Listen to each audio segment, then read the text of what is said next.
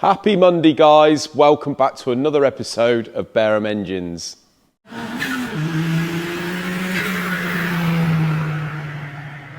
So let's do our usual and just give you a little run round of the workshop to see what's going on, the progress and the jobs we've got in at the moment and even our plan for the week.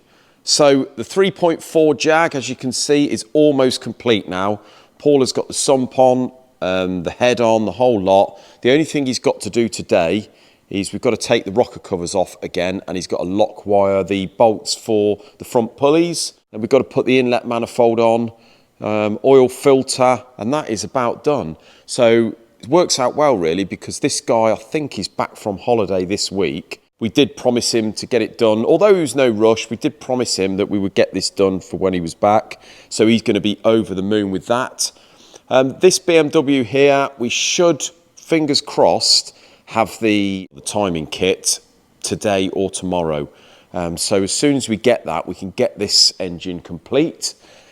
The head is all done for the 4.2. So I think next step for Paul, once he's done this one today, is to get this one well on the way. So this will be nearly done. And that's those three engines out of the way there, guys. We'll be absolutely over the moon with that. This one here, the Land Rover, this is Isaac's little baby. With a little bit of luck, next couple of days, he'd have got this one finished. But yeah, as you can see, guys, compared to what this was like, it looks absolutely fantastic. It's Isaac's first build. He has pretty much done this one from scratch. I think he's done everything on this. So he's honed the block. John's obviously sorted the crank, but that's about it. Isaac's done pretty much everything. So yeah, really, really proud of him for that. I think it'll be, next step today will be cylinder head, more than likely, on that. So yeah, engine-wise, really, really good news. Cylinder heads over here. Oh, the Honda block, we just waited, well, we were waiting for the clutch and flywheel, which arrived Friday. So Isaac's got to get that balanced before we can put it in the motor, just to get the short motor done. But I think he does watch the channel, the chap, and he said he's read some of the comments, and some of you guys said that block is crying out to be cleaned up and painted. So we're going to mask this whole thing up, and we're going to do exactly that for him. We're going to make it look like new, and then we can get the crank in and he can have that back. So thanks a lot, guys, for the advice on that. CTEC head, you probably noticed by the blue pulleys, this thing's been hanging around mostly over there for weeks on end. So we've got all this done. It's got trick cams in and all the rest of it, trick springs and all that. But the guy wants to now bring the bottom end in and just go through that. I think we're going to put some trick pistons in and fit the head to it. So that's the only reason that head is still here, guys. The Alvis block over there, guys, while I was doing that on Friday, I thought I may as well start stripping the CVH. So I said to you here, we've got our new bays. Once I've moved the Lagonda engine, we can then start stripping the, I should probably get Isaac, once he's done the Land Rover, to start stripping the VR6. But I thought, yeah, I may as well start stripping the CVH. And although the bores and that and the head don't look too bad, it's obviously been sitting a while, because look at the water jacket. So we took the water pump off, and that is what we found inside. That is absolutely horrible. So this has obviously been sitting for some time with some water in it. You can see the outside is disgusting, but I think first thing we're going to do with this, as soon as I've got it stripped down to a bare block, I'm going to pressure test that block, just make sure it's all right, and we haven't got to start putting liners in, check for cracks and whatever, because that corrosion there is really bad. So yeah, we're going to have a good look at that, get the camera in there, get it pressure tested and make sure this block is pucker.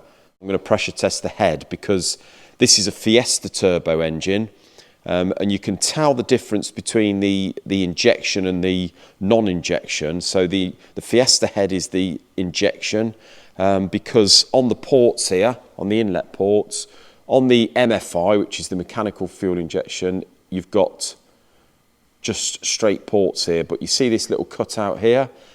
Well, the Fiestas have that, because that, when the manifold's on, that is where the injectors sit in there, and it injects it straight into the port. So that's how you can tell. But the other difference between the MFI and the EFI head is the Fiesta EFI heads have a water jacket that runs underneath here, believe it or not, and they can crack. We have had 2 or 3 in the past that crack across here, so straight into the water jacket. So the first thing we're going to do is pressure test this. Always on the EFI heads, we pressure test them, make sure there's no leaks anywhere. So yeah, once we've done that, guys, we can start cracking on, because he's give us the go-ahead here to start putting some real trick bits in it, you know, balance, pistons, rods, all the rest of it, cam. So yeah, quite a trick little build. Looking forward to that, and we shall obviously send the turbo off to Vince to get its magic on that. And yeah, so pretty straightforward stuff, really. First thing we've done is took the sump off, and as you can see, it is a tin sump. So we're gonna, once we've got all this gasket off, we're gonna have to inspect this sump, make sure it's any good and it's flat and whatever, you're not bashed to hell, because obviously someone's had this off more than once in the past. But you can see here, guys, that they've been a little bit over enthusiastic with the GUI. So that is not good, because obviously that GUI is going to make its way into the sump and can block up the oil pump. So, so yeah, not good. First inspection, we've got the mains off, haven't undone the big ends yet. The mains don't look too bad. Doesn't look like there's any sort of disasters there. You can feel a couple of tram lines, so we're going to probably end up grinding this anyway. I'm not sure what size this is at yet, but the see under there, the bores don't look too bad at all, really. So I think so far, providing that the big ends are all right, this is just sort of standard stuff, really. But we'll get those rods out and have a look at the big end shells and the journals and see what we've got. Go from there, really, guys. So we've removed the pistons now, and on first inspection, the journals of the big ends don't actually look too disastrous. Can't feel a great deal of wear on there, but as I say, I haven't measured them yet, so I expect we're probably just going to grind this anyway. We are putting new pistons and rods in. The pistons, they've got some fairly serious ringland wear in there. You can move the piston ring up and down quite drastically, so you see that there, look. So those pistons are no good whatsoever, but it's the crank bearings. Now you see every one of these bearings are down to the copper backing, and not only that, but each bearing is very sloppy in the housing, which means that these have, because they've worn down so much, they're starting to hammer out.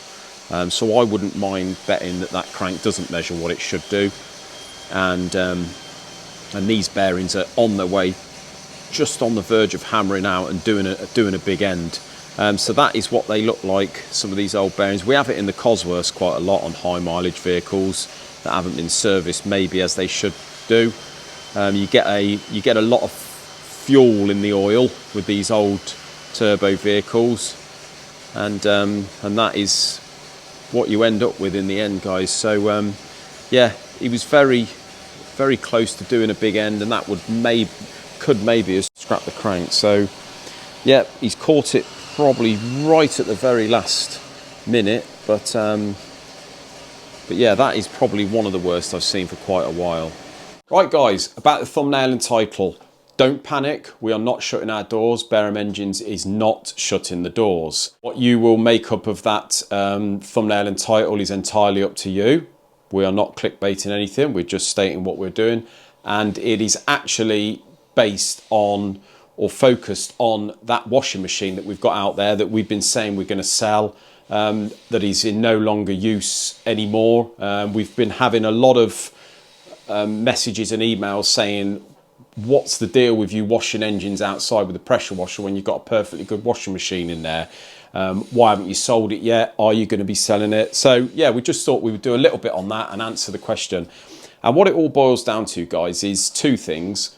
One, the fact that the machine no longer serves the purpose that it used to, and is no longer really sort of adequate for what we're doing anymore. And two, energy prices. So I'll just give you a brief description of sort of the reason we come to buy that machine and the reason we don't use it now. So originally when we bought this machine, which was before John and I purchased the company, we used that machine quite a lot. But bear in mind, back then we were doing a lot of garage work, a lot of cylinder heads in and out, cylinder heads that were from garages. A lot of them, they were just covered in normal engine oil, you know, clean engine oil, oil and grease that was quite manipulative, and it did come off fairly easy. So that machine was ideal for that, because all you're running in it is a near boiling water and a detergent.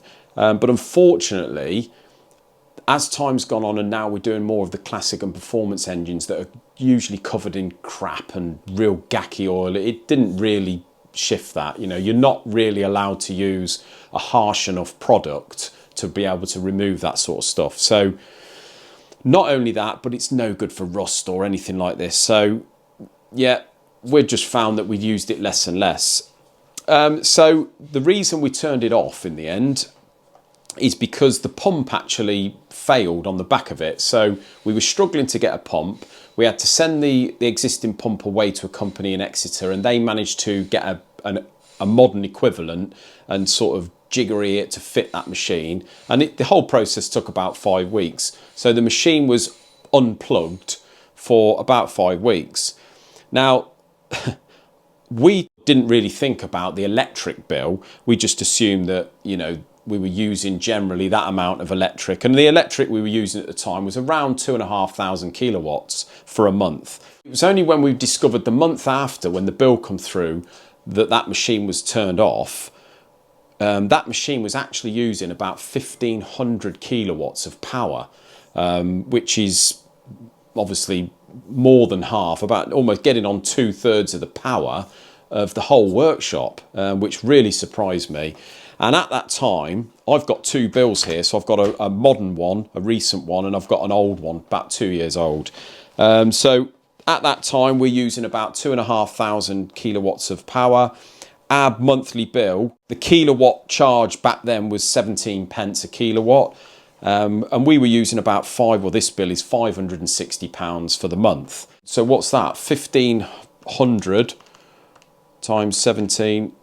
That's about £255 of electric out of the 560, which was quite a lot. That's about half of the power, you know, in just electric for that. But it's a giant kettle, in effect. It's got, the insulation's terrible. You have to keep it on all day long for it to stay hot to do anything. So it's not like you can turn it off and then turn it on. And it takes about 2.5 hours to warm up. So it's pointless sort of, we couldn't let it just build up the work, because we had work needing to be in and out. You know, if a head comes in for a skim and the car's on their ramp, we need to get it out. We can't leave it for sort of 3 days until we decide to turn the wash on. So that was the reason really we decided to leave it off, because it was using an extraordinary amount of electric. So then we went and bought the pressure washer, which we use at the moment, you know, consistently. Still runs hot water, although it's ran by diesel, but it's extremely good on diesel. I would think that we use maybe £15 of diesel every month, something like that. But obviously now with the new electric prices, I mean, at the moment we're with Opus Energy, and we are on a 2-year sort of fixed term up until next month actually, which it runs out, and we're still on 20 pence a kilowatt. And our bill at the moment, without that, bear in mind it's just under 1,000 kilos we're using now, is £224 a month. But as of next month, it's more than likely going to go up to about 28 pence. And if we turn that machine on, I've worked it out at about 28 pence a kilowatt, that machine's going to end up costing us getting on £450 a month, which is quite a lot of money. It's over £5,000 a year to have something running constantly that doesn't really do the job anymore. So yeah, that's the reason, guys. That's the reason we're selling it. And that is the reason we're not using it at the moment. And that's the reason we're using the pressure washer. Yeah, pressure washer is not ideal, but it does serve way more of a purpose than that. What we're going to do, as soon as we've sold that machine, and as soon as we've got the vapor blaster in here, which should be very shortly, we're going to come up with a better solution to generally cleaning engine components. So if you guys have got any better solutions, if there's anyone out there that uses better solutions for these real grimy, hardcore sort of coated engine parts, please comment down below. Let us know, guys. We'd be really interested to see what you guys use. But yeah, it's got to go. So we've got the block outside now, got the crank out. The mains don't look overly disastrous, so we're just going to give this a good douse of TFR.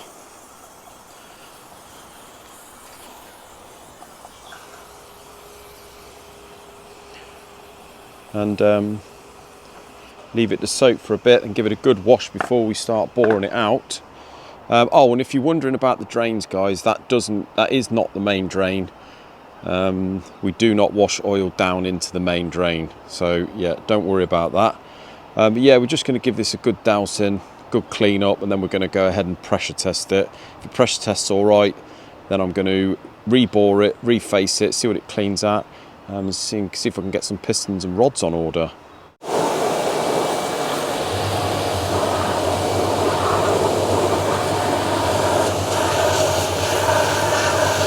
Oh, look at the crud coming out of that water jacket. Not nice.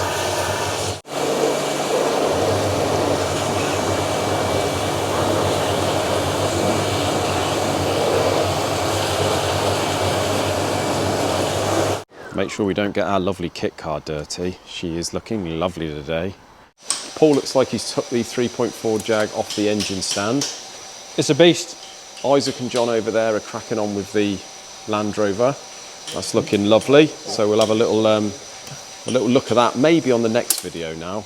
But Paul, what's going on here? Well, about to bolt the clutch and flywheel one. Okay. But it's done basically. It's all done. So you've had the rocker covers off and lock wired the bolts in the end. Is that right? Yeah, done all that. I think these rocker covers need a polish. Okay. So we'll give them a polish. Give them a little polish. But other than that, manifolds all done. Yeah, a bit of VHT matte black on these. Look very nice. Making them a bit clean, aren't they? Nice finishing touches. It's all been painted. It looks nice, doesn't it? So all done really. So this is the one here really that we got in bits, wasn't it? The customer bought in bits, I think, on a pallet. This is probably more challenging because even though we've done a few of these before, it's finding all the bits you need. Yeah. And it's much easier when you strip it yourself. You know where everything goes back, essentially. And I don't remember having a 3.4 in here. Is it much different to the 4.2 or pretty much the same? Pretty much the same. There's a little bit of difference maybe in the pickup pipe on the oil pump. Yeah. I think that's about it. The front pulley's different. Yeah. And this is obviously slightly different. But that might be just down to the year because they built this engine for quite a long time, didn't they? Yeah. So, but essentially it's the same engine, so it's not. It's not really any more complicated. There's a bit of difference to the back here, on the back of the cam. I'm not sure what that is. That might be I don't know what that will be actually, if that's fitting. I'm sure our viewers will be able to tell us exactly what that is. Filter housing slightly different on these. Yeah. But it's nothing drastically different. No, but it looks really nice, mate. I'm happy with that one. Done a good job. You're becoming our Jag specialist in here. Jag special, well, you know. Yeah. So we've got... So the 4.2 next, just with the head's all done, just got to put that on, have you? And still waiting for pistons on this one. Oh, okay. Hopefully they'll turn up, but I think we'll get the clutch and flywheel on this one, and we'll get that BMW tied up. Yeah, so I said to you this morning we were still waiting for the locking tool or the timing kit. There it is, look. Beautiful. That's all we're waiting for, so we can crack on with that then. Get the sump on that one, clean the rocker cover, and get that'll be 2 out the door hopefully this week. Or done. Ideal. And then I think just John on about getting them. There's a V8 we've got sitting down under the bench there. V8 Rover, I think. We've done one of them start of the year, I think. Yeah. I think you've done most of it. I've maybe finished it off. Yeah. That's the one with the inlet manifold we got in the right way round. That's right. Second time. Yeah. After the viewers told us that's it was more way round. So we'll drag that one out. Get out on the stand. And then also get the American V8 over in the corner out, I expect. Yeah. So there's still plenty to do. Yeah. Progress. Well done, mate. Looks very nice. Boom, boom, boom. Thank you very much. Right, so the Fiesta RS Turbo is on the boring bar, guys, and I'm just finishing boring the last bore. So I've measured these bores and they needed boring, but it's already been bored to 0.5 oversized. So this is going to be at 1 mil now. The crank measures all standard. It had standard Ford main bearings in, which didn't look too bad. So whether they were the original bearings, I don't know, but it did have King standard big end bearings in it. So this thing's obviously been apart before, and but we're going to grind the crank. I think it doesn't measure absolutely perfect, although it's not too bad. We're going to bore this one. I'm going to give Peck a phone call on Wasner pistons and Peck rods, and go from there. See what's available, guys. But as I say, it had to be bored to 1 mil anyway. and they do list a 1mm oversized piston. So yeah, we're going to be doing a sort of several part video on this RS Turbo, today being part 1 obviously of the progress, and see what it looks like from the beginning to the end. So yeah, all good so far. Well, thanks ever so much for watching, guys. Until another video, hope you've enjoyed today's. Let me know down in the comments if you've got anything to say, and we'll see you in another one. Take care, guys.